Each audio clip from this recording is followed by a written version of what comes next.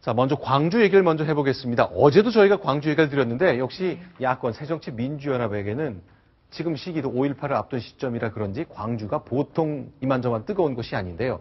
일단 문재인 의원이 내놓은 트위터 얘기부터 해보겠습니다. 광주를 언급한 것 때문에 시끌시끌했죠. 네, 맞습니다. 문재인 의원이 어젯밤에 올린 트위터 글 때문에 좀 오늘 논란이 됐었습니다. 어젯밤 이런 글을 올렸어요. 광주 트라우마 센터가 주최하는 5월 광주 치유사진전이 아트 선제센터에서 열리고 있습니다.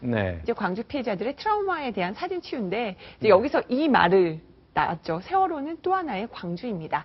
이 마지막 문장을 가지고 오늘 새누리당에서 비판하는 논평을 낸 겁니다. 자, 세월호는 또 하나의 광주입니다. 굉장히 압축적으로 축약돼서 그런데 해석이 좀 많이 필요한 건데요. 어떻게 보면 치유사진전, 1980년에 발생한 광주 민주화 운동, 그 항쟁의 결과 아직도 치유사진전이 열리는 광주를 보면 34년이 지났잖아요. 아직도 상처를 안고 있는데 세월호도 그렇다는 의미 같기도 하고요. 아니면 다른 정치적 함의가 있는 것 같기도 한데 어떻게 좀 풀어봐야 될까요? 문재인 의원이 일단 광주를 세월호와 연계시킨 논리는 그 무능한 정부 때문에 광주에서 참극이 빚어졌듯이 그런 세월호도 바로 무능한 정부 때문에 이루어진 비극이다. 막 이런 논리를 구사하고 있습니다. 아니요. 1980년 광주는 무능한 정부 때문이 아니라 쿠데타로 정권을 잡기 위한 사람들이 그 헌정 질서 움직임을 항거하는 시민들을 향해 총을 쏜 거잖아요. 이제 바로 그 과정을 더 연원을 따지고 보면 정치가 무능했기 때문에 그 민주주의를 하려고 하는 그것을 지키지 못하고 쿠데타가 일어난 상황에서 그에 저항하던 시민들이 숨져갔다. 이러한 논리인 거죠.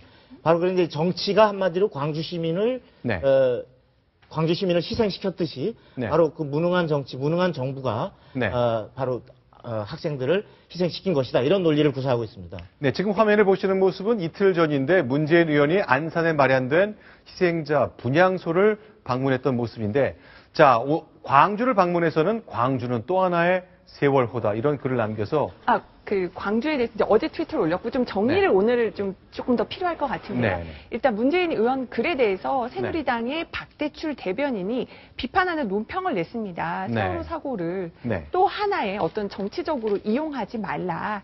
정치적 비극과 연관시켜서 선동적 행태를 보이고 있다. 이렇게 비판을 한 겁니다. 오늘 이 논란이 계속됐습니다. 그래서 오늘 선동이라는 의미는 정부가 누군가를 죽였다는 뜻 같네요. 그런 의미로 느껴진다면서 광주에서 그런 것처럼 세월호도 그런 것이다. 그런 함의로 느껴진다라는 것 때문에 새누리당에서 비판을 한 겁니다. 여기에 대해서 이제 논란이 되고 워낙 질문들이 많이 들어오다 보니까 문재인 의원 측이 다시 보도자료를 냈습니다. 오늘 5시쯤 추가로 보도자료를 내서 이렇게 해명을 했습니다. 트라우마 치유가 둘 다 필요하다는 측면에서 같다라는 거다.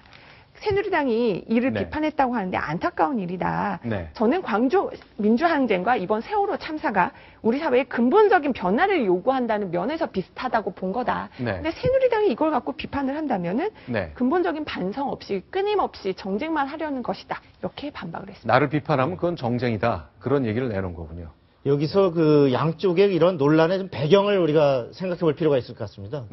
새누리당에서 이 부분을 오늘 이렇게 정치적 비극으로 연계시키지 말라라고 하는 이유는 새누리당으로서는 세월호라고 하는 아주 여러 가지의 복합적 요인이 빚어진 그야말로 이건 참극인데 이것을 그 5.18이라고 하는 정치적 사건에 연계시키는 자체는 의도가 불순하다. 바로 이제 5.18이라고 하는 내일 5월 17일, 18일로 이어지는 광주에서의 5.18 추모 분위기하고 연계시켜서 정치적으로 이것을 활용하려고 하는 의도가 있다라는 거하고 또 하나는 바로 5월 23일 날 그 노무현 대통령이 서거한 5주기지 않습니까? 그렇죠. 그렇게 이어지는 바로 그때 노무현 대통령에 대한 추모 분위기 이렇게 연결시키면서 6.4 지방선거로 몰아가려고 하는 의도가 있다라는 것이 이제 새누리당의 의심인 것 같습니다. 반면에 문재인 의원은 왜 이 부분을 아까 트라우마라고 했지만 오늘 하필 왜 광주와 연계시켜서 언급을 했을까? 이 부분은 우리가 또 안철수 의원과의 연계 속에서 봐야 될 것 같습니다. 아니 안철수 그건 왜 그런 거죠?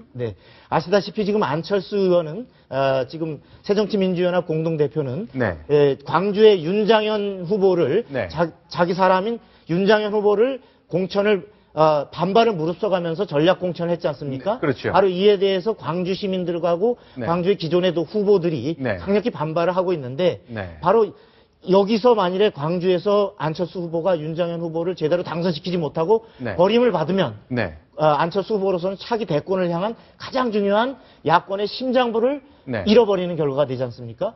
바로 그래서 네. 안철수 의원이 이제 내일 내려가서 1박 2일로 광주에서 5.18 단체들과 활발히 접촉하면서 네. 이 설득과 구애를 할 예정입니다. 자, 그러면 예. 현재 이제 호남 출신의 유력한 대선 후보는 없거든요. 그러니까 내가 호남의 아들인데 다음 대통령은 납니다라고 얘기할 사람 없는데 그렇다면 이제 호남의 사위 자리를 놓고 그렇습니다. 이제 안철수 경상도 대표는 출신. 실제로 호남의 사위이기도 하고 부인이 여수 부인이 출신. 여수 출신이죠. 네. 또 그런 반면에 이제 문재인 의원도 다음 대권을 하려면 네. 바로 광주의 민심을 얻지 않으면 당내 경선에서부터 안 되는 거니까 네. 바로 광주의 5.18 정신 이것을 내가 적극 옹호하는 가장 유일한 적자다.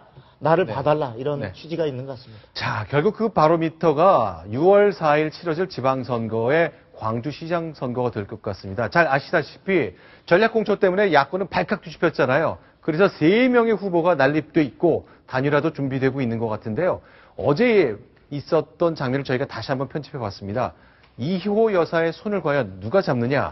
그 손잡기 경쟁에선 1차전에선 어제 한 명의 승자가 나온 것 같습니다. 영상 같이 보겠습니다.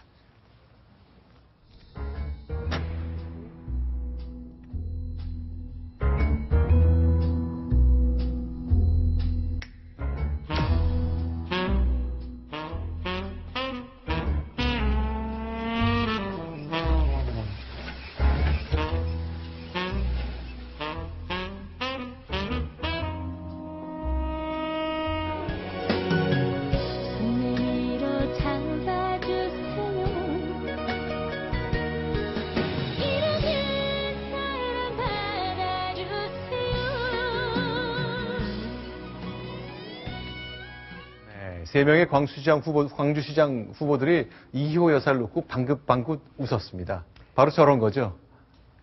김대중 전 대통령의 부인인 이호 여사의 마음을 네. 잡는 것은 결국 또 광주 민심과도 직결된다라는 생각이 있었던 것 같고요. 네. 이호 여사가 어제 광주에 간다니까 새 후보가 네. 다 좀 선을 대려고 네. 안간힘을 썼다라는 후문이 나오는데요. 근데 이호 여사도 네. 부담스럽다 보니까 네. 새 후보 각각 만나지 않았다고 합니다. 네. 결국 손을 살짝 놓는 모습도 그렇죠. 결국 누구 한 사람만 손을 좀 잡기도 그렇죠. 그러니까 좀 부담스러운 마음이 반영된 게 아니냐 이렇게 네. 해석이 나왔습니다. 이효 여사가 부담 때문에 살짝 놓긴 했습니다만 이효 여사의 손을 잡는데 성공한 분은 한 분이죠.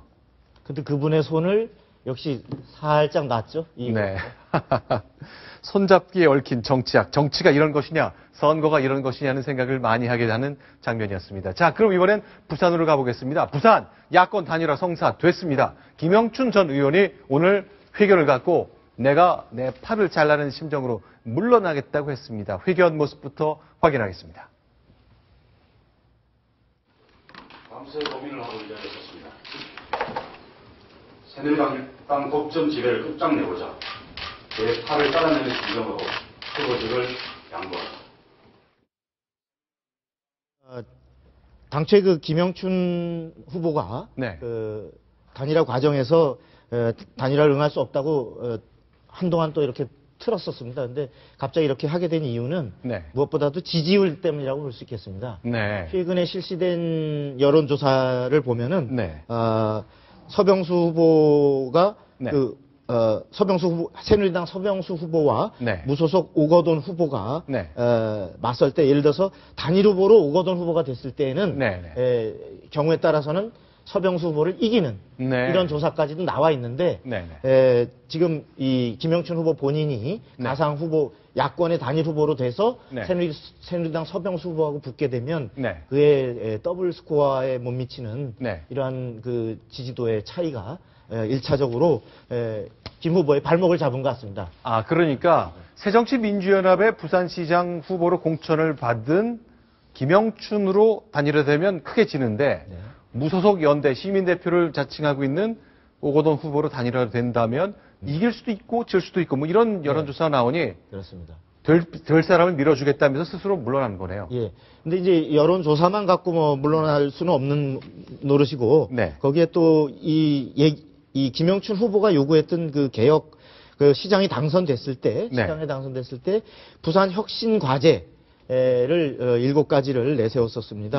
근데 이것을 전폭적으로 그 오거돈 후보가 수용할 뜻을 비치면서 결단을 하게 된 것 같습니다. 네, 알겠습니다. 자, 화면에 나오는 김영춘, 오거돈 두 후보 오늘 단일화를 완성시켰다는 것까지 저희가 확인해 보았습니다.